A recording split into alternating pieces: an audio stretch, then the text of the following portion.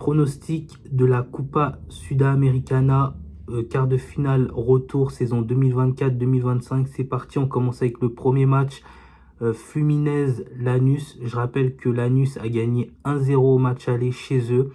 Là, le match retour se joue à Fluminense, au Maracana. Lanús, ils sont sur 3 victoires consécutives. Ils ont remporté leur dernier match de championnat.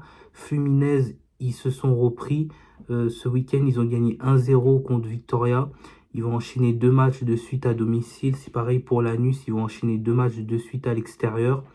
Ces deux équipes sont pas en forme en ce moment, que ce soit à domicile et à l'extérieur. Lanús, ils sont sur 2 défaites consécutives à l'extérieur. Fluminense, ils sont sur une défaite à domicile contre Corinthians. Donc je vois un match nul entre ces deux équipes, sachant que Lanús a été dominateur lors du match aller contre Fluminense légèrement. Donc je vois un match nul et je vois Lanús valider sa qualification pour les demi-finales. Deuxième match de ces quarts de finale, retour Atlético Mineiro contre Bolívar. Ça va pas du tout du côté de l'Atlético Mineiro. Ils sont sur 7 ou 8 matchs sans victoire. Ils ont recruté un nouvel entraîneur, c'est Jorge Sampaoli, que beaucoup connaissent. Mais ça va pas du tout. Par contre, Bolívar, c'est la spirale inverse. Ils sont sur une spirale positive. Ils sont sur 8 matchs consécutifs sans défaite. Ils sont sur 3 matchs sans défaite à l'extérieur, dont 2 victoires et un match nul. L'Atlético Mineiro, ça va pas du tout aussi à domicile.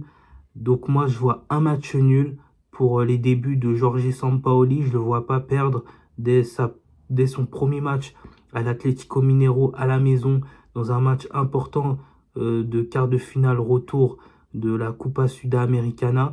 Au début, je voyais Bolívar gagner à l'extérieur, mais dès que j'ai vu que l'entraîneur de l'Atlético Mineiro s'est fait virer et ils en ont pris un autre qui est Jorge Sampaoli, je me suis dit non, finalement, je vois un match nul parce que Bolívar, ils sont sur une meilleure spirale par rapport à l'Atlético Mineiro et ils ont fait un meilleur match par rapport à l'Atlético Mineiro au match aller, pardon.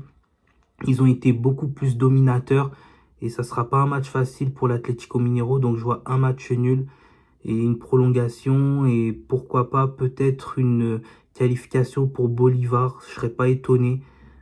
Je sais pas, c'est très très ouvert ce match, donc on verra. Once Caldas contre Independiente, troisième match de ces quarts de finale de la Copa Sudamericana. Je vois un match nul. Once Caldas, ils ont gagné, je rappelle, le match aller à la surprise générale, 2-0. Independiente del Valle, ils sont sur une défaite et un match nul. Là, en championnat récemment, ce week-end, ils ont fait match nul. Eux, ils ont fait match nul. Once Caldas, ils ont perdu leur dernier match à l'extérieur en championnat. Donc, moi, je vois un match nul parce que Once Caldas, ils ont été dominateurs au match aller. Independiente del Valle, c'était compliqué. C'est compliqué. Ils vont rejoindre un deuxième match encore à l'extérieur d'affilée. Là, le match retour, il est à Once Caldas. Et donc voilà, moi je vois un match nul et je vois Once Caldas se qualifier pour ces demi-finales.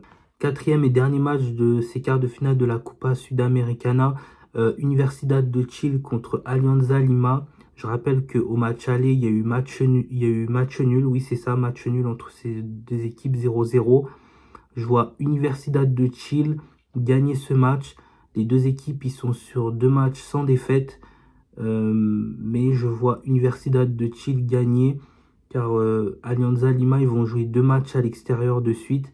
Là, ils vont jouer le premier match à l'extérieur contre Universidad de Chile et je pense qu'ils vont en perdre au moins un des deux et ça va être celui-là, je pense, sachant que Universidad de Chile, ils ont été beaucoup plus dominateurs par rapport à Alianza Lima au match aller. Donc moi, je vois l'Universidad de Chile éliminer Alianza Lima et se qualifier pour les demi-finales de la Copa Sudamericana.